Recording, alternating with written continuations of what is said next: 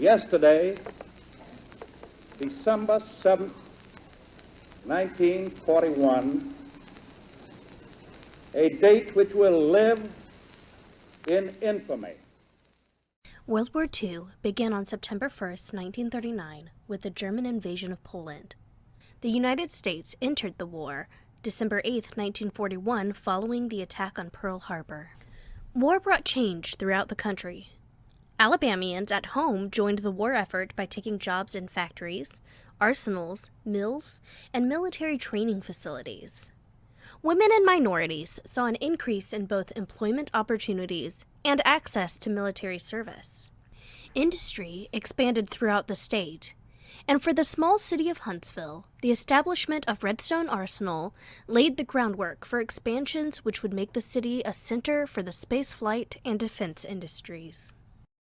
The war caused shortages on materials and products like metal, rubber, gasoline, sugar, and meat.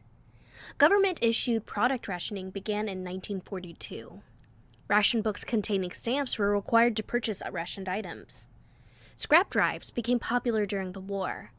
Communities collected scarce items to help support the war effort. People donated pots and pans, stockings and clothing, old farm equipment, tires, and even their car bumpers to the scrap pile.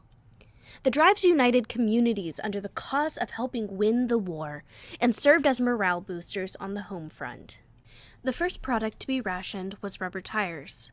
Horace Moses, director of the Huntsville Public Library, petitioned the rationing board for new tires for the bookmobile. At the time, the library served both Madison and Jackson counties, and the bookmobile was important to library service because it traveled both counties, reaching people who could not make it into Huntsville. Moses' request was denied due to rubber shortages. Like many citizens, Horace was subject to the military draft. He was reclassified 1A, putting him at risk of being called for duty. Library board members wrote to the Selective Service Board appealing this decision on the grounds that he was essential to the function of the library, which served 2 counties and the arsenals in Huntsville. When the appeal was denied, Elizabeth Parks Beamgard was hired as his replacement, and the board requested his classification be extended in order to train her. The Army-Navy Production Award was given to companies for excellence in production during World War II. Many of Huntsville's mills transitioned to help with the war effort. However, Lincoln is the only mill in town known to have received the award. Lincoln Mill specialized in production of cotton duck canvas, which was used to make tents and other items required by the military during the war. Redstone Ordnance Plant and Huntsville Arsenal also received the award. Awardees received a flag, and each employee received a pin. Communication from the warfront could be slow, which sometimes resulted in families receiving outdated information. A graduate of Huntsville High, William King's plane was shot down over the China Sea on November 25, 1944. Bill's family was notified he was missing on December 15th. Bill spent over a month on Luzon, Philippines, before being rescued on January 10th. His family received a telegram on January 19th that he was alive. However, tragically, Bill had actually been killed 4 days earlier when the plane transporting him back to the States crashed. Over 300,000 Alabamians served in World War II. Many of these individuals served with distinction. 2 of the 12 Alabamians who received a Medal of Honor were from Madison County. Cecil Bolton was recognized for his actions in Holland, and Paul Bolden for his actions in Belgium. Melvin Ballard from Madison County was drafted into the Marine Corps in 1943 and served in the South Pacific. He and the rest of the Montford Point Marines who served in World War II and faced rampant discrimination were finally recognized for their service in 2012 and awarded the Congressional Gold Medal for outstanding perseverance and courage that inspired social change in the Marine Corps. Huntsvillian John Risen Jones Jr. was awarded the Bronze Star for Meritorious Service. He saw combat in Europe following D-Day, and his division was credited with the liberation of the concentration camp at Nordhausen. Florence, Alabama native Kathleen R. Dial served in the Army Nurse Corps. She was awarded the Distinguished Flying Cross for her bravery caring for 18 wounded men when their flying ambulance crashed in the Southwest Pacific. Despite her broken hip, dislocated shoulder, and concussion, Dial managed to direct the offloading of patients before she collapsed. Many African Americans entered the military during the war, only to be limited to support staff. In some cases, however, Black Americans were able to receive special training, and some even became officers. The Air Corps Advanced Flying School at Tuskegee, Alabama, was activated in August 1941. During the war, Tuskegee trained almost 1,000 African American pilots and thousands of support workers. Carl Tannehill Jones, a Madison County native, had been a commanding officer in the National Guard Corps of Engineers for years before the U.S. entered World War II. During the war, he served in Alaska and in Europe, becoming a colonel. His experiences planning amphibious landings were unique, so he was recruited to help plan the D-Day invasion. Elliot Robertson Matthews III, a Huntsvillian, also joined the Corps of Engineers before the U.S. entered the war, and also served in Alaska and Europe, reaching the rank of Staff Sergeant. Matthews helped build runways and roads, which were critical in the Pacific Theater.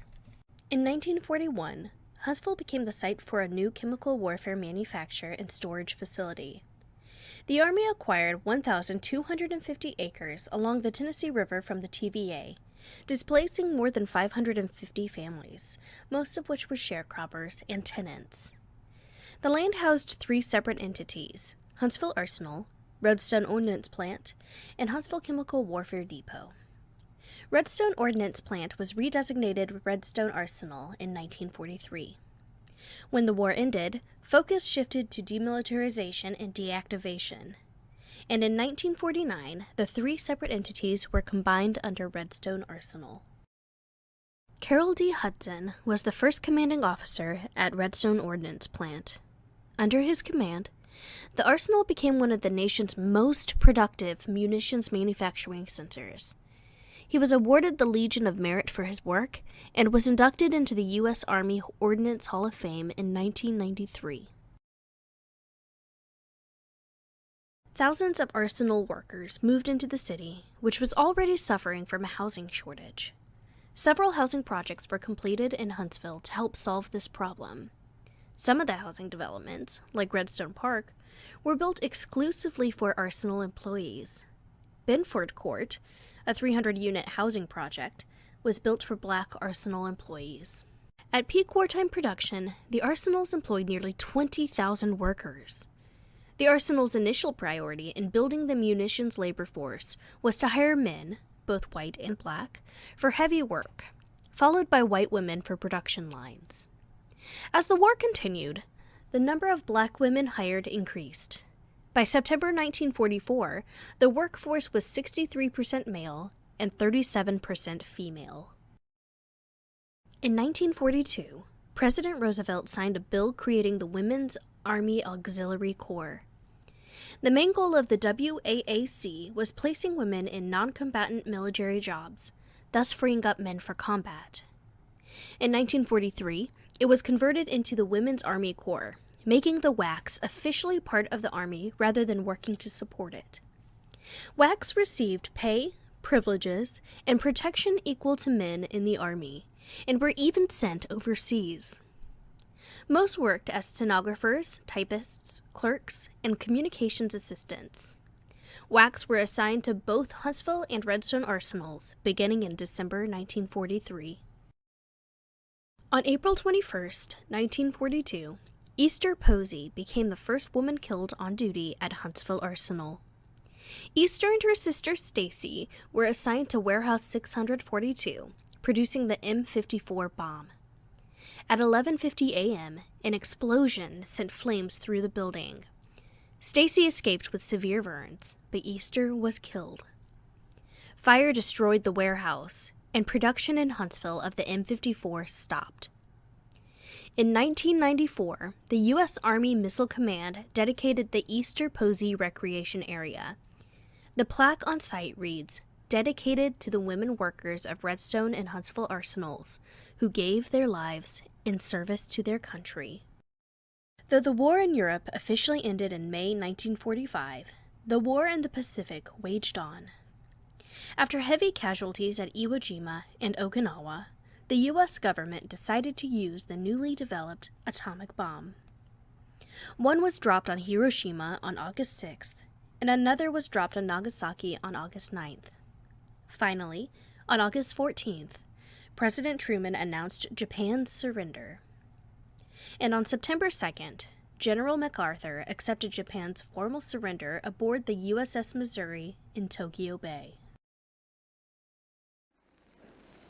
I believe that I interpret the will of the Congress and of the people when I assert that we will not only defend ourselves to the uttermost, but will make it very certain that this form of treachery shall never again endanger us.